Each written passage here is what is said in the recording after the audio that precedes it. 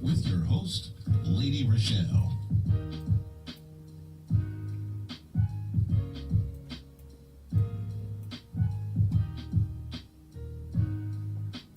Hello, welcome to Warriors Talk with author and founder Lady ReShell, where we move away from awareness towards action.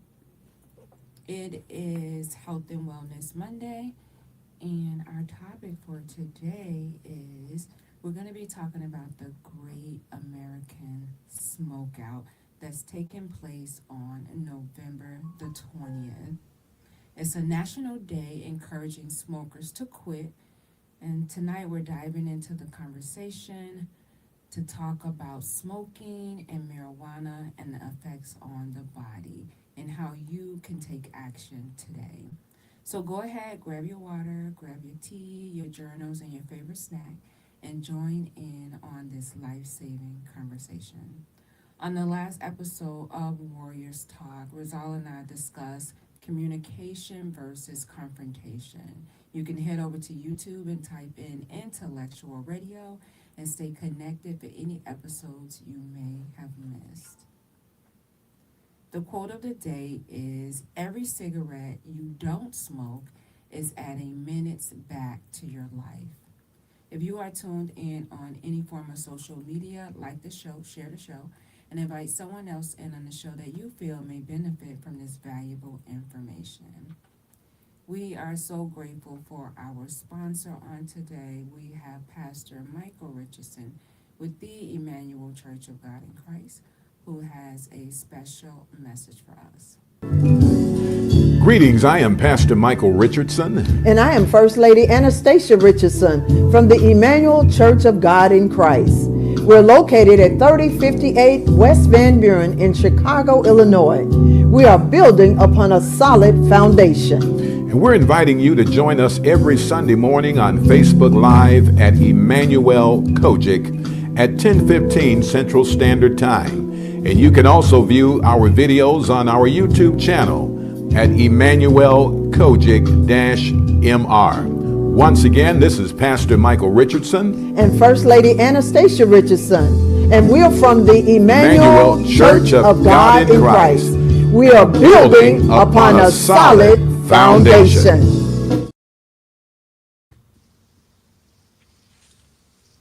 Joining me today is our healthy solution expert with over 20 years experience, and she is impacting lives every single day, Dr. Michelle Meeks, MD. What's up, Doc? Hello, hello. How are you today? I'm good. I'm good. Excited about this conversation.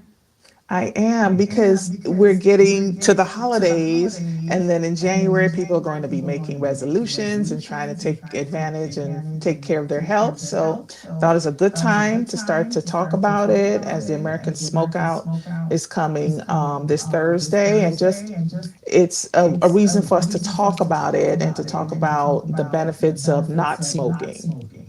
Absolutely.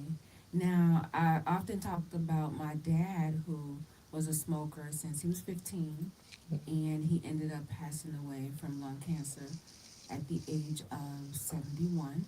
And I can remember my mom when my brothers were little, and the doctors told him that they saw a spot on his lung and that he needed to stop smoking. And I can remember him trying to take steps to stop smoking, but it wasn't successful. He ended up years later, I want to say more than 20, 30 years later, he ended up getting lung cancer and passing away as a result of that. So I feel like this conversation can help save someone's life and encourage them to quit today. Yes, thank you for sharing that because I know that we all know someone who smokes, and we probably all know someone who has been affected by smoking, either cancer or other respiratory illnesses, or even there are other cancers that can be linked to smoking. My husband's mother had pancreatic and colon cancer, which puts you at higher risk for cancers, not only lung cancer. Wow.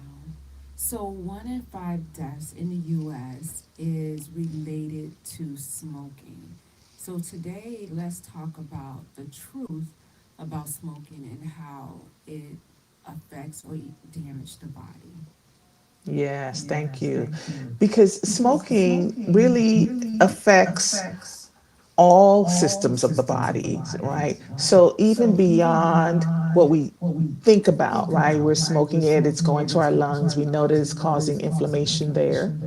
It also affects other parts of the body, like your brain. It can affect blood flow because one of the main things that nicotine does is it increases inflammation in the blood vessels, in our organs. And so part of that inflammation is increasing your risk for strokes, increasing your risk for blood pressure issues because of that, even give you headaches. All of that can be related to smoking. And I think some people take the nicotine for granted, thinking that, oh, it's just a cigarette. It's not as bad as if you were to maybe do some cocaine or do some heroin. But, like, no, nicotine is addictive. Yes, and that's the thing because it's legal. We think, well, it must be okay, right? Now, it's probably never going to get banned, right? Even though we know it is linked to all of these things, right?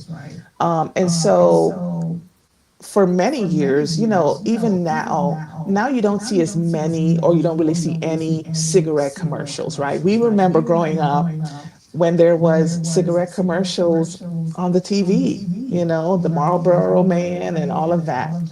And so now, because we know more about it, they aren't promoting it. But what about the people who are already addicted, right? How do we help them?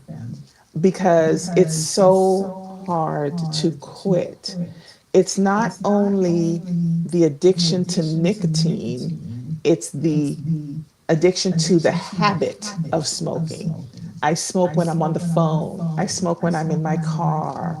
And that's it's a very bad or a very strong habit to break because you still have to do those things even when you quit smoking, right? You're still going to talk on the phone. You still have to take the car home and all of that. And so how do you deal with those triggers that are going to be there for life? Absolutely. I can remember my dad, as soon as he woke up, it's like, we gotta have a cigarette. Even when he was going through, and this is probably bad, going through treatment for lung cancer, it was like, I know that I should not be smoking, but it was still hard for him to put the cigarette down.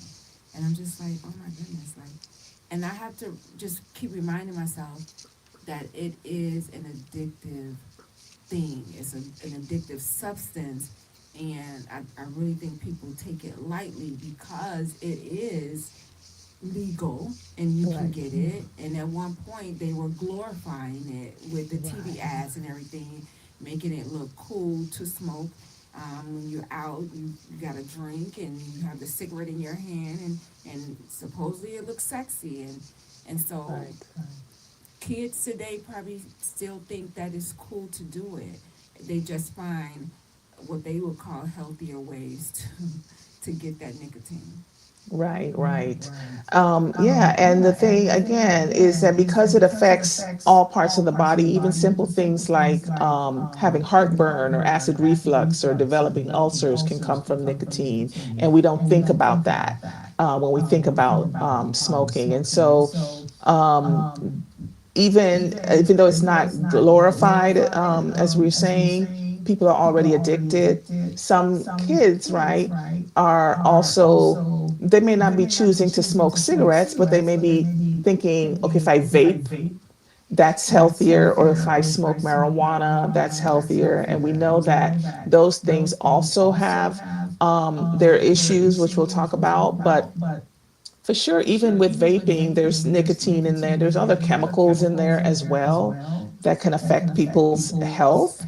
And so we don't, in the medical community, we never say that vaping is going to be safer than smoking a cigarette, right? It all has nicotine or other chemicals, and it all can is being inhaled into your lungs, which then causes inflammation, causes different changes to your cells, which could increase your risk of not just cancer, but COPD, asthma, those things as well. So before we dive into the marijuana and the vaping, I wanted to really quickly talk about what smoking does to the skin and how it ages the skin.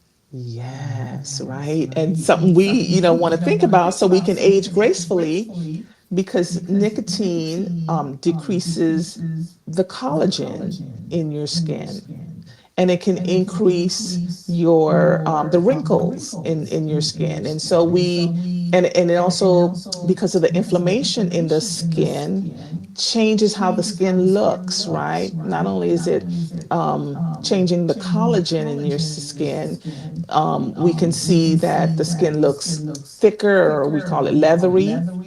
There's also different skin spots that you can see with smokers as well. And so when we think about other things that we want to address or have a good quality of life, if you want to age gracefully, think about that too, right? How it's changing your skin.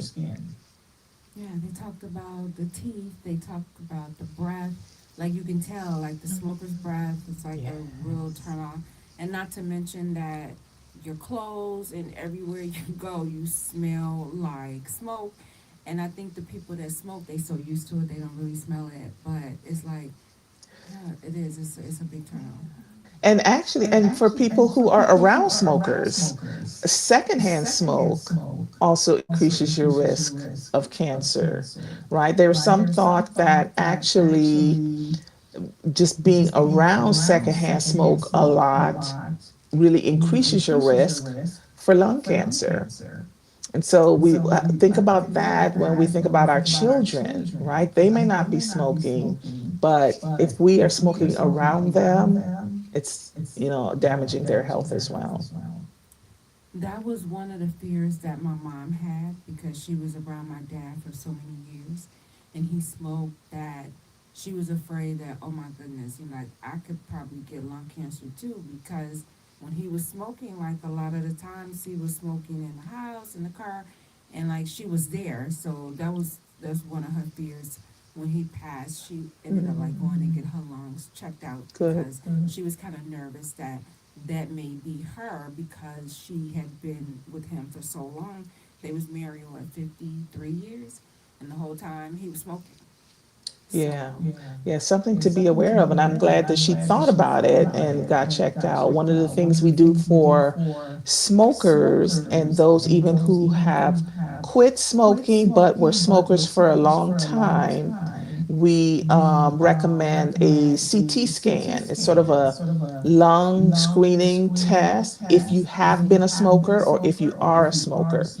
So you can talk to your doctor about whether you qualify for that lung scan that can look for early signs of cancer depending on your history, right? It's not for everybody, but it depends on how long you've been smoking and how long you've quit smoking. So, did you know that smoking is still the leading cause of preventable deaths in the United States, and over 480,000 Americans die every year because of smoking, and that includes that secondhand smoke. That's a lot of people. That's a lot of people, and that's cancer, that's heart disease, that's other lung issues like COPD. And so when you put all that together, it's all related to smoking. And yeah, that's how they get those numbers. And so you talked about the cancers that people are susceptible to because they are smoking along with the other diseases. It weakens your immune system and makes it harder to fight infections. What do you say? Right. Yes, we talk a lot about, keeping your immune system healthy so that you can fight infections. And because of the toxicity of nicotine and the inflammatory process that it puts your cells through, it really does weaken your immune system, right? You're more likely to get those other things. We hear about people with bronchitis, they're always coughing up phlegm and stuff like that because also now their immune system is weakened. They're more at risk for certain types of pneumonias. It's really multifactorial. And so we really want to talk about the marijuana because I feel like, I don't know, it seems like lately, but then over the last 10 years, I feel like more and more people I know are smoking marijuana. I want to say 1 in 2 people. Yeah. I'm so serious. Smoke marijuana. Just about everybody I know. And I'm just like, wow, like when did this happen?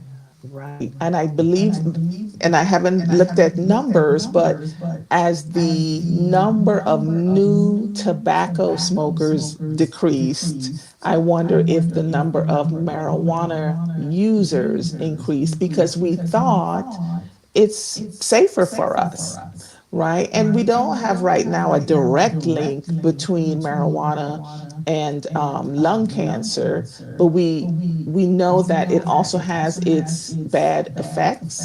Although it has some good things too, right? Because we use it for chronic pain or inflammatory conditions and things like that. So, So when um, people think marijuana is safe because they say, oh, it comes from the earth. Like God created it, it's natural, you know. But like they say, smoke is still smoke and you're inhaling it in your lungs. So what would you say, or what should people understand about smoking right, marijuana? yeah, What are we missing? right. So there's an immediate impact when you smoke marijuana, right? First of all, it can affect your thinking, attention, coordination, all of that. It has some long term effects as well, right? We know that teenagers, for one thing, they will smoke marijuana and not smoke tobacco more than they will, they'll smoke marijuana instead of tobacco. And we know that when you smoke marijuana, it can affect the brain's growth.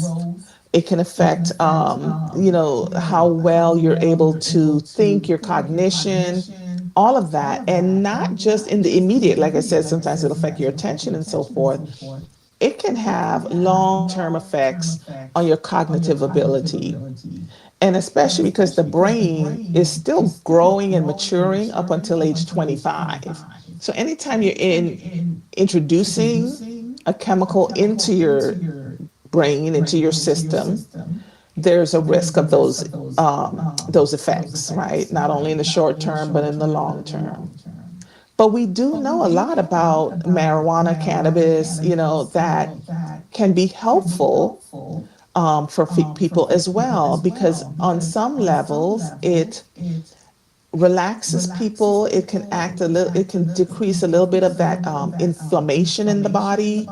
A lot of patients with chronic medical conditions use it for medical purposes, right? And we know that there's a whole list of medical diseases that prescribers can prescribe medical marijuana to treat, right? In certain cases and certain doses, right? We try to say don't overuse it, use it when you need to, right? For chronic pain, for people who have multiple sclerosis, for any sort of joint inflammatory conditions, people have found it to be very helpful. And so we have to balance that positive with the possible bad effects from overuse in younger populations when the brain is still developing. And then also for women who could be pregnant, we don't want to smoke either tobacco or marijuana during pregnancy. I feel like since and I work right now in probation, and so we do drug tests and stuff. And one of the questions come up, we ask about drug use, and they'll say, "Oh yeah, I don't do drugs." And I'm like, "Well, are you using anything?" And they go, "Oh, marijuana." I'm like, "Marijuana is a drug." "Oh, it's legal." I'm like, "It's still a drug." Right. And Right. it's legal in some states, but not all states. Exactly. It's still a drug, even though, and I feel like a lot of people was running to get the marijuana card so Right. that they can be able to smoke it legally and not, be take a violation for it because they like, Right. I smoke it every day. Like it's something. It's I could stop if I wanted to. Like if I wanted to quit, I could quit. But it's something that I do every single day. And I'm like, it's still a drug. Yeah. Yeah. And yeah, people, like I said, it's a fine line because it does work from a medicinal purpose for medical conditions, right? But just like with alcohol, because it can impair your attention, your cognition, your ability to think sometimes clearly, you shouldn't be driving while high, right? Right. And These people people. probably do that. I'm sorry to laugh. But it happens, right? You can get a ticket if you are Yes, stopped you can. You can. and Yes. you're driving while high. So it's the same thing. I You're feel like they're more intoxicated. Yes, I feel like they're more comfortable with it. But yes, you can get a DUI, and the DUI doesn't necessarily mean that you're driving while under the influence of alcohol. It means that you're under the influence of Influence of something. something. And so, Yes. yes, I think people have the wrong perception that, oh yeah, it's legal, so I can smoke and get high. Just like you can't drink and drive. Well, you shouldn't be drinking and driving Right. because your judgment can Is become impaired. impaired, and other people and yourself can get hurt in the process. That's right. So, That's right. So that's something to think about, right? Because that's different than smoking cigarettes. You can drive and smoke tobacco, right? And smoke nicotine. You shouldn't be doing that if you are using marijuana. yeah. So, how does marijuana impact the lungs, or does it impact the lungs differently from tobacco? Yeah, they both impact the lungs, right? Because they're both inhaled toxins into the bloodstream through the lungs. We don't have a lot of direct evidence right now that it directly causes the other things we know nicotine does, right? Like we know smoking causes lung cancer and COPD, right? We don't have a lot of direct evidence for that, but I think of it like I think of nicotine. I say anytime you're inhaling a chemical, a toxin into your lungs, you're increasing your risk because that's causing more inflammation in your lungs. That can affect your ability for your lungs to function at its best, which could mean you feel short of breath. That could mean that you could develop asthma and things like that. So you have to be aware that anytime you're putting a chemical into your lungs, you're increasing the risk of long term lung disease. Yes, it says smoking cannabis, regardless of how it's smoked, can be harmful to the lung tissues. It can cause Right. scarring and damage to the small blood vessels. That's right. That's right. Yeah. And then they'll probably continue to do more studies on the effects of marijuana now that it's becoming more and more prevalent. A lot of the studies that they will do would be what we call sort of retrospective studies. So when a person dies, they may then look back in medical records to say, were they a marijuana smoker? And then we gain more and more information about whether their death was related to marijuana. We don't have that kind of data like we do on smoking for marijuana use. What about the people that do like the edibles, and they cook the marijuana, put it in stuff, and they do it that way. Like, is some people say, oh well, I'll do it that way because it's a healthier way of getting it in versus smoking it into my lungs. Right. So yeah, so if you're not smoking it into your lungs, then right, the chemical isn't going directly into your lung tissue. But you still have the problem, the issue of the marijuana, the THC affecting your brain, your thinking, any inflammatory, you will get the anti-inflammatory properties, right? Because as I said, it can help pain, it can help inflammation, but it's also can affect your cognition, your attention, impair your ability to move, you feel tired, all of that. And so you have Some to be people say aware it of helps that. creative. Say it again.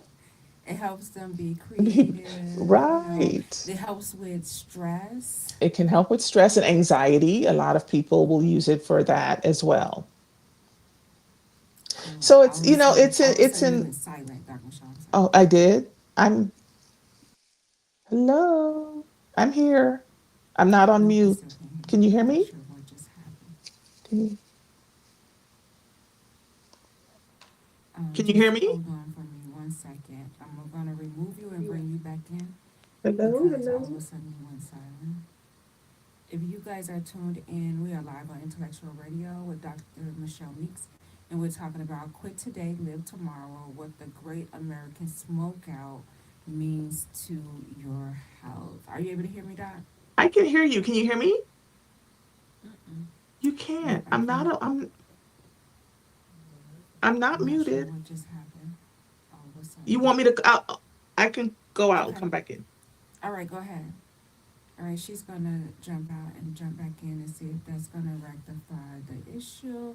Again, we're talking about or encouraging individuals to quit smoking and to join in on the national smokeout that's taking place on November the 20th. And to let you know that you are not alone and that there are resources and a support system out there to help you stop smoking. Hey, Can you hear Doc, me? Hello. I can't. You can't? No. Are you by a phone to where you can call in but stay there on camera? Let me see. I can give you Um, the number. that would be fine actually. Let Okay. me know when you're ready. You ready for the number? It's 708-223-8953.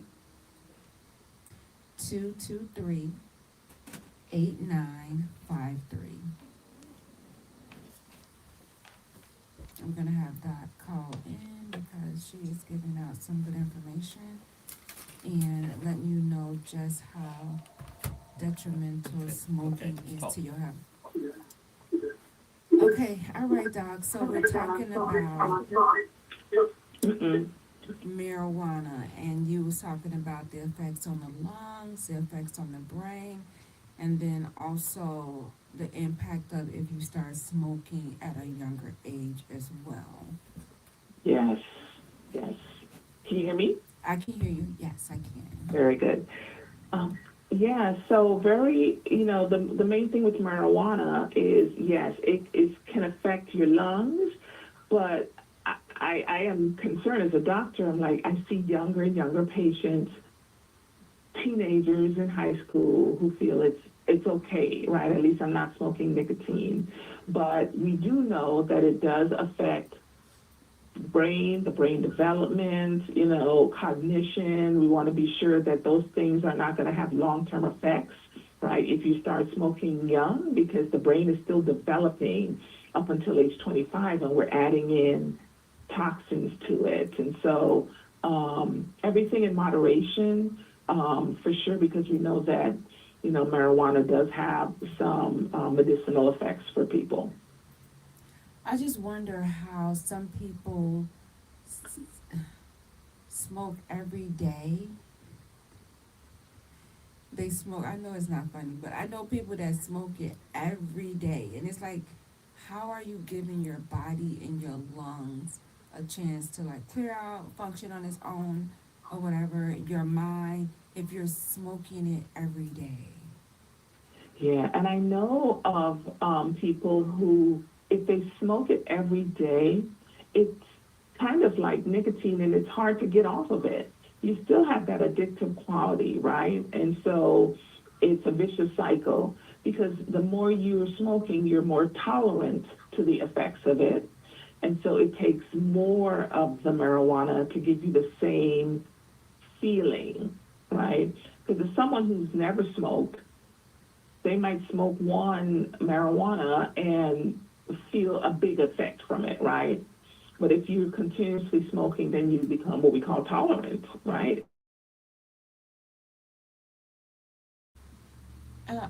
I'm always scared that I always say marijuana is the gateway drug to other drugs, like because I feel like sometimes you're constantly chasing that first high if that was the first drug that you use, and it always kind of leaves you open for other drugs or other substances.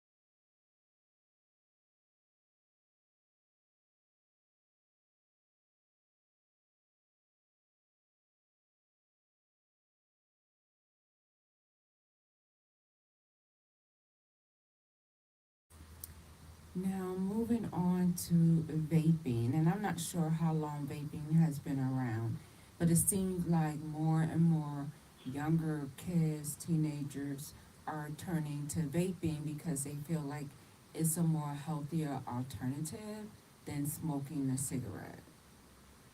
Yeah, smoking cigarettes has gotten such a bad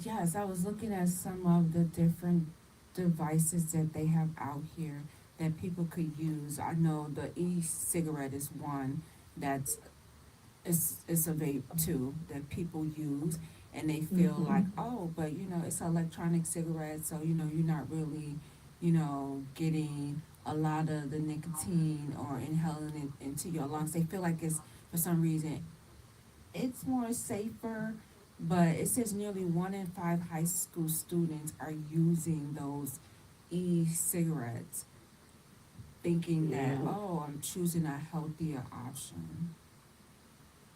Yeah, and by the time we find out that information that it's maybe not, we'll be in the same place we are with tobacco, right? Because it takes time to figure out what's going to cause, issues in the long term.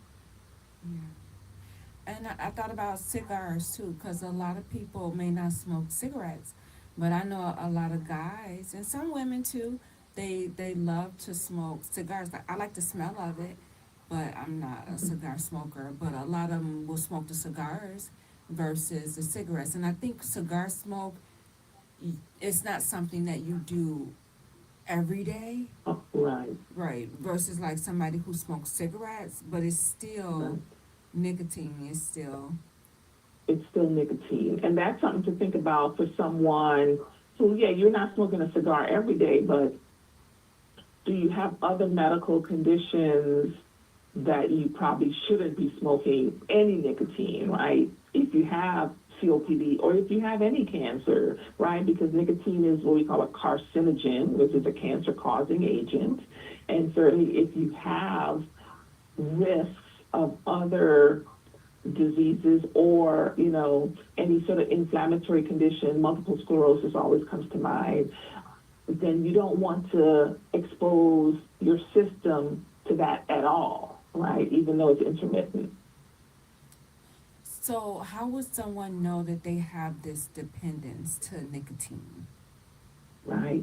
So certain things we ask, right? Do you reach for a cigarette first thing in the morning?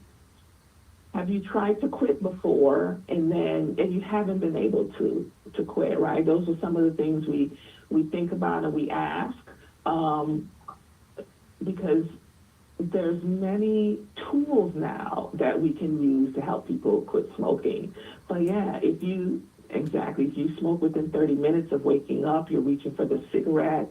When you try to quit, if you feel jittery, irritable, anything like that, you're addicted. And then if you're giving up social activities, right? Because now you can't smoke in bars and you can't smoke in certain places where you used to be. And you might think, well, I don't want to go because I know that I'm going to want a cigarette. And yes, you can step outside and all of that. But those are telltale signs that you're addicted when you're changing your behavior, your activities so that you're able to smoke. And then we haven't even talked yet about the things that we can do to help people quit smoking, right? Lots of things we have, from, nicotine, gum, and things like that.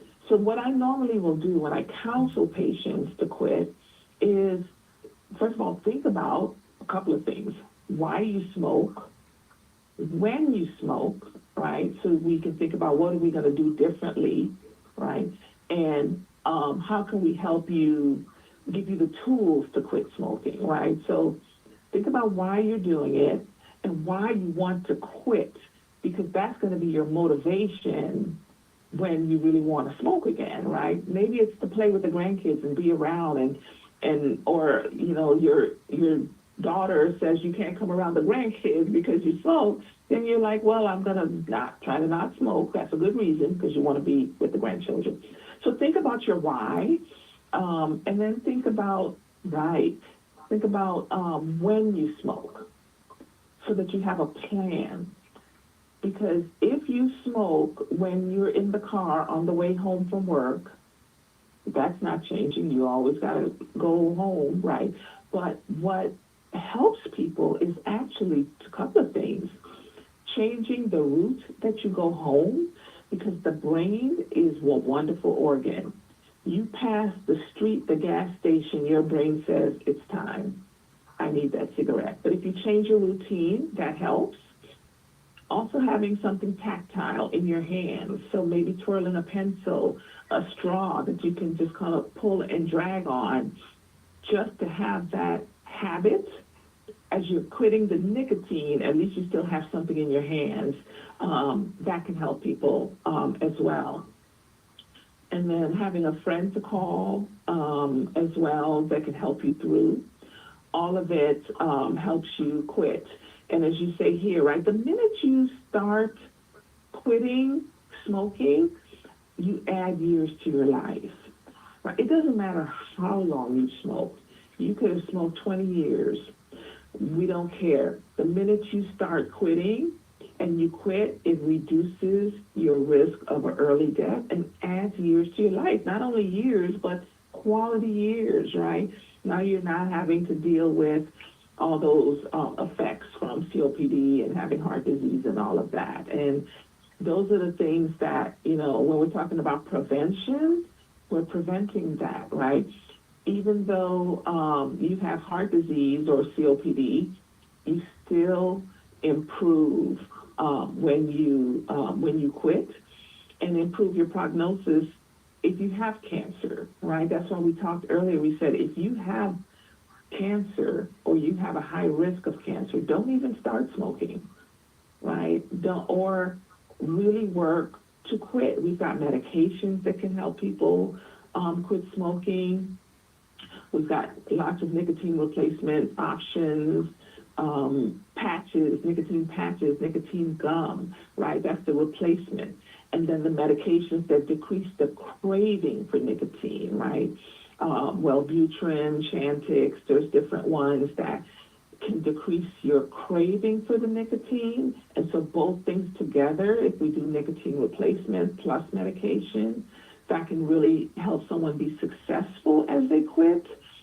And also, if you're trying to quit and then you have one cigarette, forgive yourself, get back on the horse, and keep at it, right? Because most people who quit long term relapse in the short term, but get back on, and keep striving for that. I know you always talk about this, like with food, and like I think someone, I don't know if it was you or someone else, said they used to drink, maybe it was like Coke or Pepsi, and they drink so many a day, and then they just started cutting it down to like maybe 1 or 2 a day. You're still getting that fix, but you're just not getting it, you're not overindulging in it. And then it's just a way of, like cutting down your taste for, your craving for it. Is to just, if you can't do it cold turkey, just to kind of decrease it, the moderation of how much you intake it into your body. Yeah, we usually will say some people can quit cold turkey, some people can't. So I will usually ask them, which is the easiest cigarette for you to give up? Let's give that one up first, right?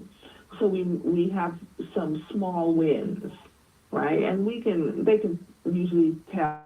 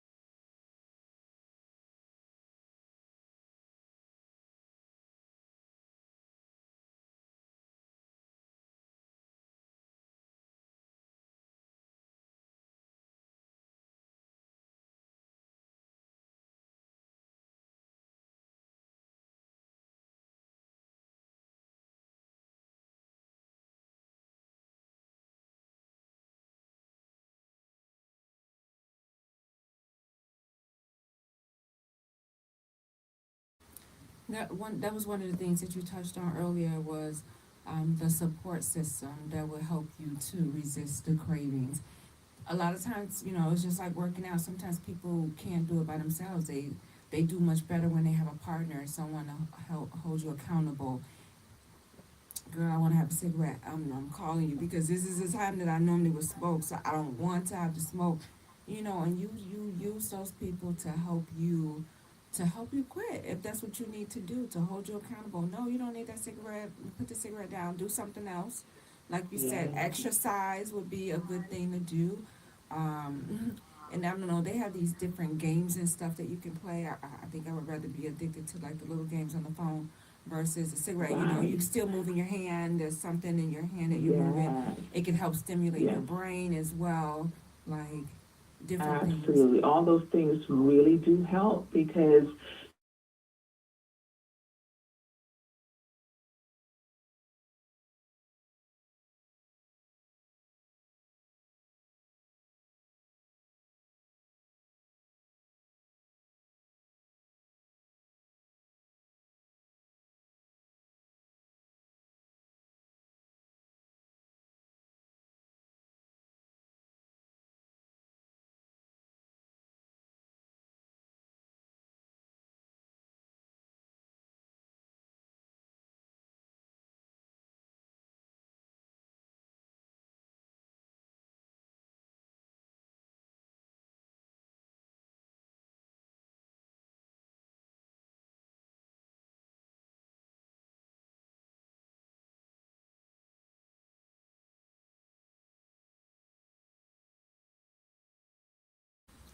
So give us some words of wisdom, Dr. Michelle. I know you've already gave them some gems on what to do and how to do it and let them know that they're not alone. If someone wanted to quit today, they have it in their mind that they want to quit today, can you give some words of wisdom on just quit today, live tomorrow?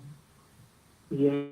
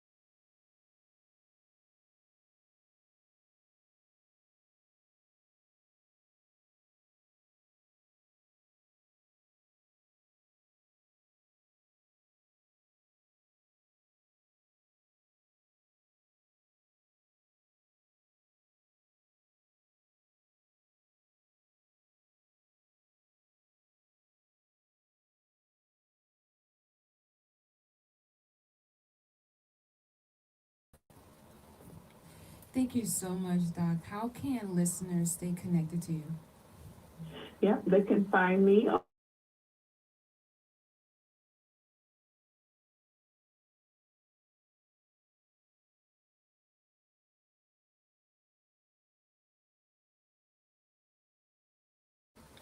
Thanks again, Doc. I appreciate you educating us every single month, and Thank you. Thank you. I hope that they were listening today and they commit to quit. Remember, you're not alone. Thanks, Doc. Thank you. You guys don't go anywhere. I want to highlight my sponsor, closing sponsor, which is Gloria Dotson with Mary Kay, and she's catering to all of your beauty needs from head to toe. You can contact her at marykay.com/GDOTSON and let her know that Warriors Talk sent you. Remember, Warriors Talk is always looking for guests to share their empowering journey. You can reach out to me via email at warriorstalk1@gmail.com, and you can inbox me on Facebook. Don't forget to pick up my journal for those who are going through a cancer battle. I have a Take Charge of Cancer journal for healing, faith, and empowerment. If you are starting your cancer treatment, this is a journal for you to just write down everything that you're going through. It would help you to relieve stress. It gives you 10 tips on how to take charge of cancer. And I will leave you with these words of wisdom. Small steps every day becomes big wins over time. Join me next Monday right here on Intellectual Radio at 6 p.m. As always, thank you for tuning in to Warriors Talk with author and founder Lady ReShell, where we are changing lives one warrior at a time. Thank you for listening to this week's edition of Warriors Talk with Lady ReShell. To find out more about Warriors Talk, follow at Warriors Talk, the number 1, on all social media outlets, and Warriors Talk with Lady ReShell on YouTube. Please join us next week and every Monday evening at 6 p.m. Central Standard Time on intellectualradio.com for Warriors Talk with Lady ReShell, where we encourage, educate, and empower you into action.